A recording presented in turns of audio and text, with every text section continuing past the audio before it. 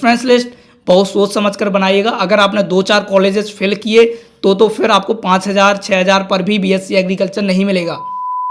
Hello everyone, this side Alok Sahu. I am a BTech pass out student from NDRI Karnal and आज हम बात करने वाले हैं काफ़ी इंपॉर्टेंट टॉपिक पर। ऑब्वियसली आप लोगों को पता होगा कि आईसीआर 2024 की रैंक कार्ड रिलीज़ हो चुके हैं एंड आप लोग प्रेफरेंसेस भरने में बहुत ज़्यादा बिजी हैं। प्रेफरेंसेस भरने की वजह से बहुत सारे स्टूडेंट्स को बहुत सारे डाउट्स आ रहे थे।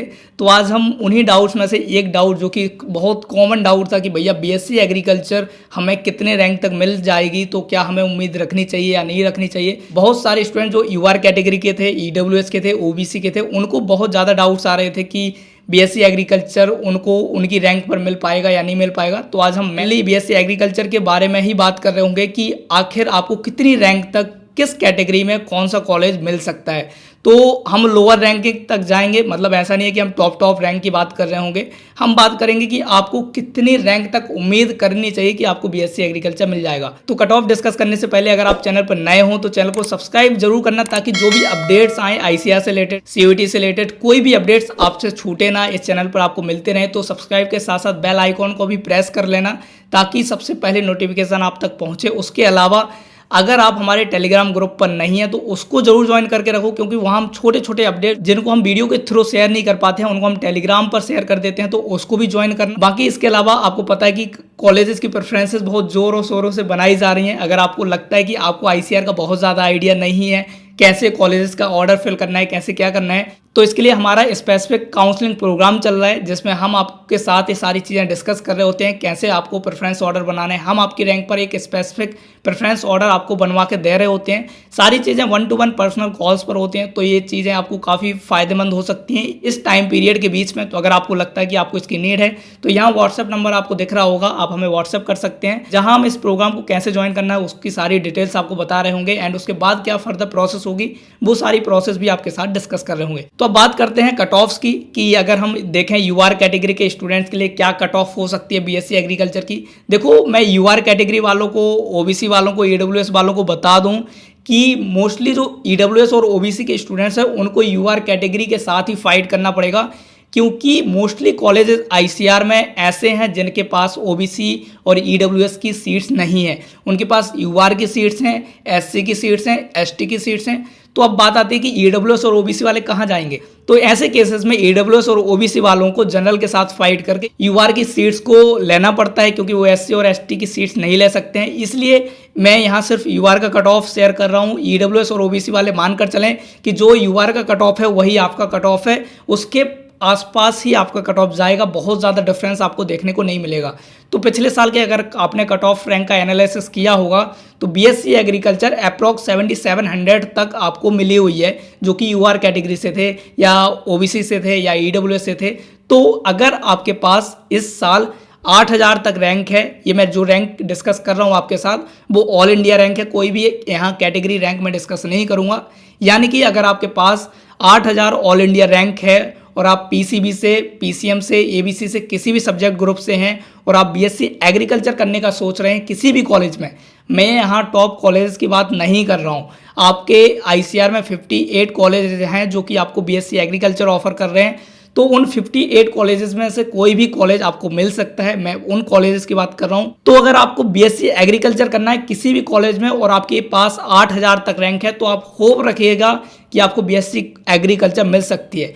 लेकिन यहाँ मैटर करेगी आपकी प्रेफरेंस लिस्ट। अगर आप प्रेफरेंस लिस्ट अच्छे से नहीं बनाएंगे तो आपको 5000 पर भी बीएससी एग्रीकल्चर नहीं मिलेगा। लेकिन अगर आप वहीं प्रेफरेंस लिस्ट बहुत अच्छे से बना लेते हैं, सारे कॉलेजेस को फिल करते हैं एक बढ़िया से ऑर्डर में, तो आपको कहीं ना कहीं 8000 रैंक तक बीएससी एग्रीकल्चर किसी ना किसी कॉलेज में मिल जाएगा।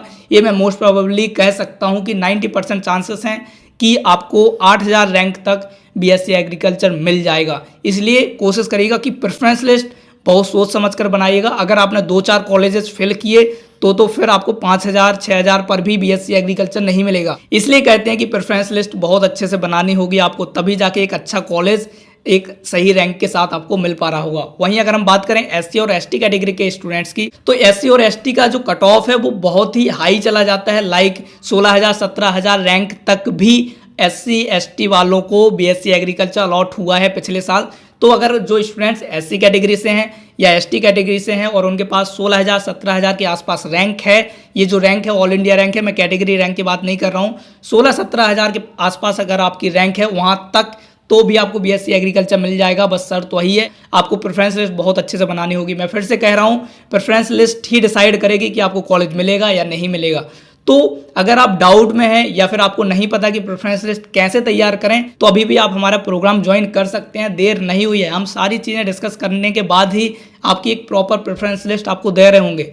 तो ज़्यादा टाइम आपके पास है नहीं, जितना टाइम है उसका सही यूटिलाइज करो, क्योंकि ये जो 1-2 दिन है ना, यही डिसाइड करेंगे कि आपको 4 साल के लिए कौन सा कॉलेज होने वाला होगा या कौन सा कॉलेज हो रहा होगा। सीजन आपका है, देखिए कोशिश कीजिएगा कि प्रेफरेंस लिस्ट समझकर बनाएं, 2-4 कॉलेज फिल ना करें। ऐसे बहुत सारे स्टूडेंट्स होते हैं जो गलतियां करते हैं कि उनकी रैंक बहुत अच्छी होती है, लेकिन वो क्या करते हैं कि ऊपर के 2-4 कॉलेज फिल कर दिए, उसके बाद कॉलेज भरते ही नहीं है। तो ऐसा नहीं करना, अगर 2-4 कॉलेज भरोगे तो फिर बहुत कम चांसेस हो जाते हैं कि आपको कोई कॉलेज मिलेगा, क्योंकि ना तो आपके पास अपग्रेडेशन का कोई ऑप्शन रहता है कि 2-4 कॉलेज में क्या अपग्रेड होगा जब आपने टॉप के कॉलेज भर दिए।